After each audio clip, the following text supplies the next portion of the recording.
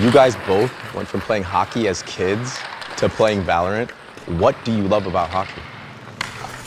When you're going fast on the ice, it feels like you're free. You know, you got the wind blowing in your hair, and you're not thinking about anything else.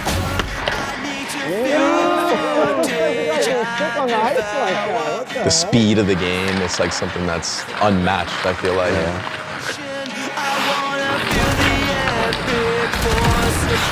The thrill of being like that perfect teammate. There's no greater feeling than being able to set up one of my guys on the ice and see him score a beautiful goal. Camaraderie. Everybody's like a brother in your team, and it was just a great atmosphere. At the end of the day, we celebrate together. That's what I live for.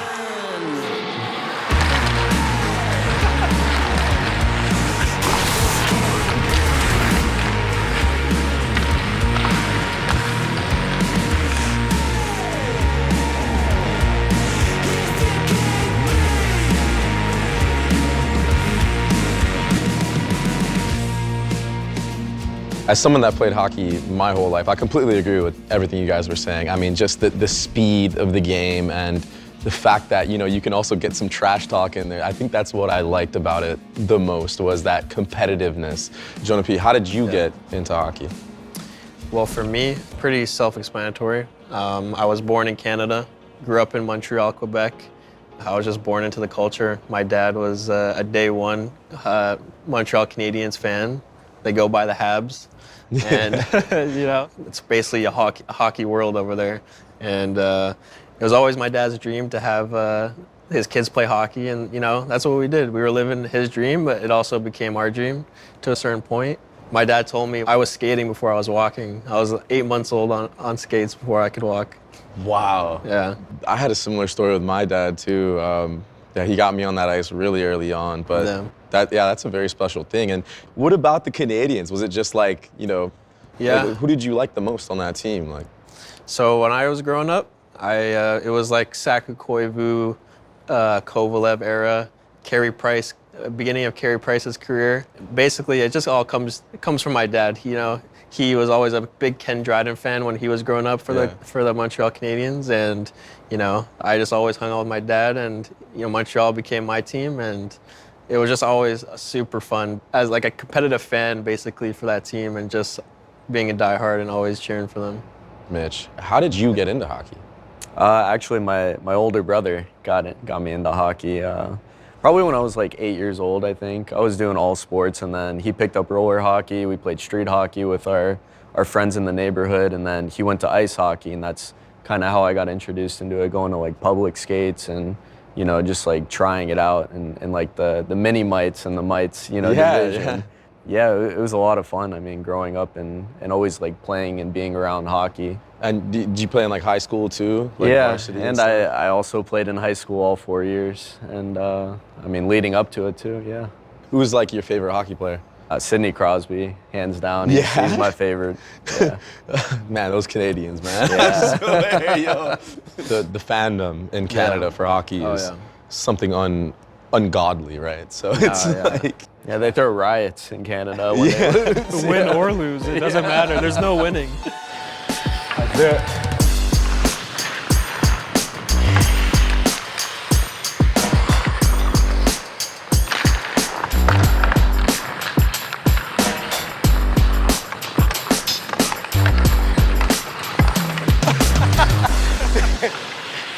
Sorry, bro.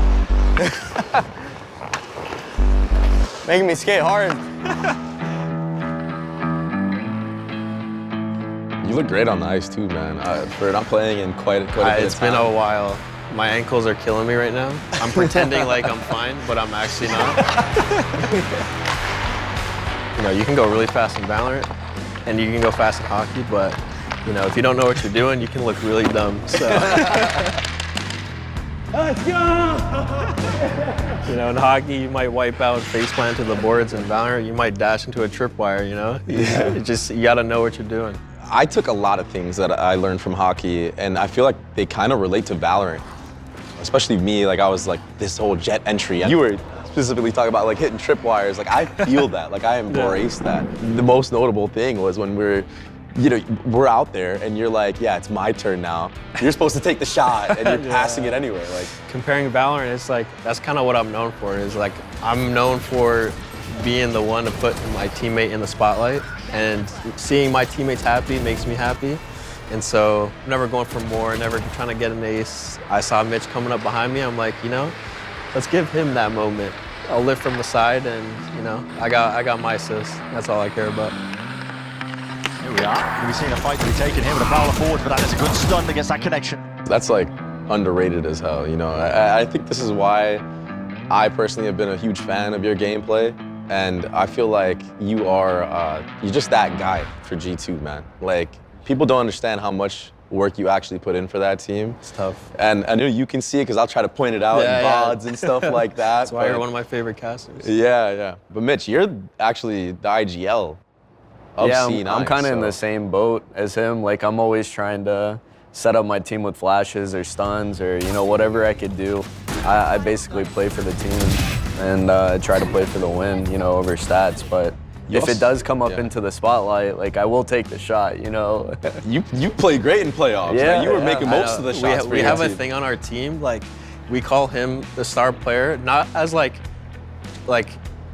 shit talk, but like my whole team agrees the hardest one to kill or like to play against on C9 because of his play style, his situational awareness.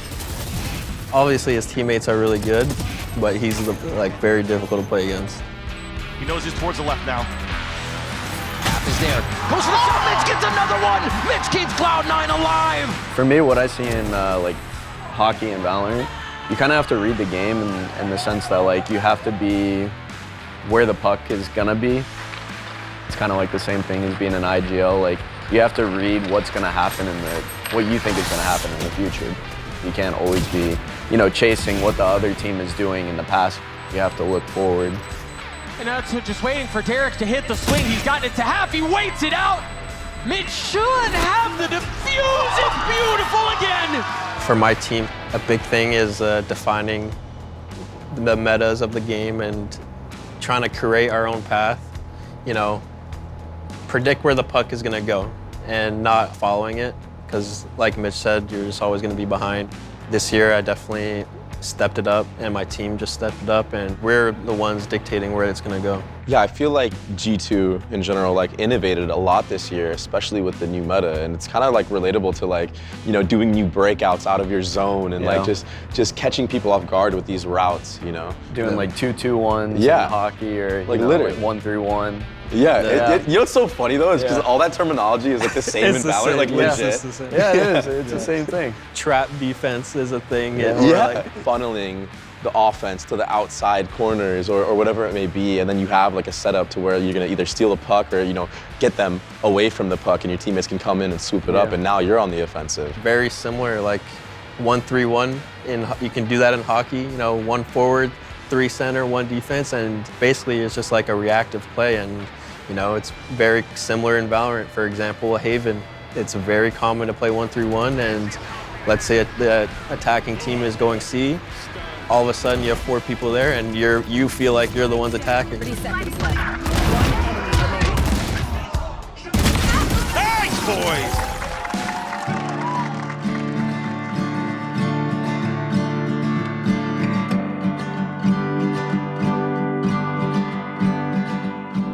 I want to talk about Masters Bangkok for a second, because that was probably one of the most grueling losses a team could have. You guys had that one in the bag and it just slipped away.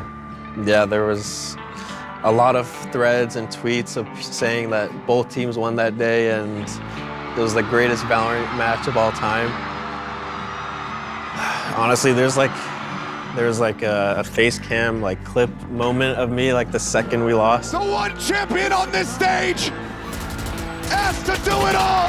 No hope in hell. It's very hard to remember because I actually think I was in shock. Yeah. And I remember just face palming and like sitting there, and the last thing I heard was Jogmo say fuck, and I remember just like the crowd was cheering, just like a ringing in my ear, and It sounds dramatic. I know I'm being dramatic, but that's how I felt. So No, that is how it feels, honestly. Like losing in playoffs to Sentinels because they sell out their crowd every time, and just hearing everybody cheer, it's kind of like what you said.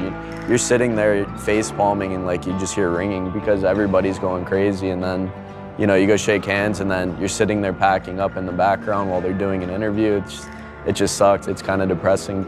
It's a feeling that you won't understand unless you experience it. It's like, kind of like when people have like a near-death experience and like their life flashes before their eyes, but instead of their life, it's like that entire last map that you played or the entire series that you played. You kind of like go through like every moment. You think about it for days. Yeah, every moment that you knew you probably could have played it better, or like you just missed that one shot and it could have been the difference. Just like wishing you can go back to those moments you're talking about. Like, I wish I didn't push this smoke. I wish I held this angle for 1 second longer. Yeah. Just like those moments can cost everything. It's tough. But the main thing you get out of that is, the determination and the motivation to want to run that back. That's why we compete. That's why we do what we do, right? And it's sick that you get that second chance now at Masters Toronto. Very grateful for that.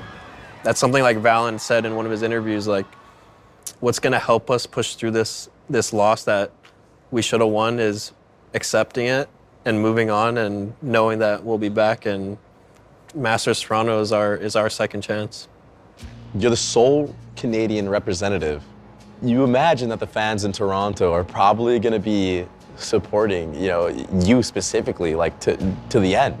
I don't have expectations. Like, I'm not expecting to go to Toronto and be like, and walk out to all these fans cheering just because I'm born Canadian, but maybe it'll happen, maybe not, but I hope it does. I cannot wait to experience that. It's been my dream to play in front of just home fans, basically, ever since I've been a hockey fan. I'm gonna make sure everybody knows that I'm the only Canadian here, and they're gonna see it in and out of the server. You have to ace now, right? Like, you have to have the crowd go crazy. I haven't aced in a while, so I think I'm due for it. Yeah. It's that sense of pride, right, that everybody in hockey has. I feel like, in hockey, the Olympics is such a huge thing, right? Representing, your country. Yeah. Do you feel like an extra weight because of that, or is this just gonna be? If there is extra pressure, it'll probably come from my family because my family is gonna be there, and I want to provide and show them everything that I've dreamed. When I was younger, they didn't understand why I'm playing Counter-Strike or Valorant till 3 a.m. every single night and sleeping in school. And so this is what I built, and now I get the opportunity to prove it to them and show them why I chose this life. And who knows when another big Masters or Champions event will ever be in Canada. So this could be the only one. We can be back here in 4 or 5 years, you never know. So it really is feels like the Olympics for me. You're repping all of NA, like there's only a couple teams going. You gotta do it for us. Yeah, because Sen won't. Yeah.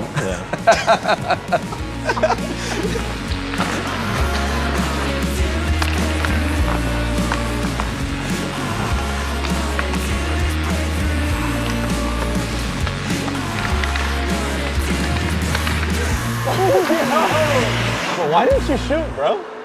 I got the most assists in VCT, brother. Okay.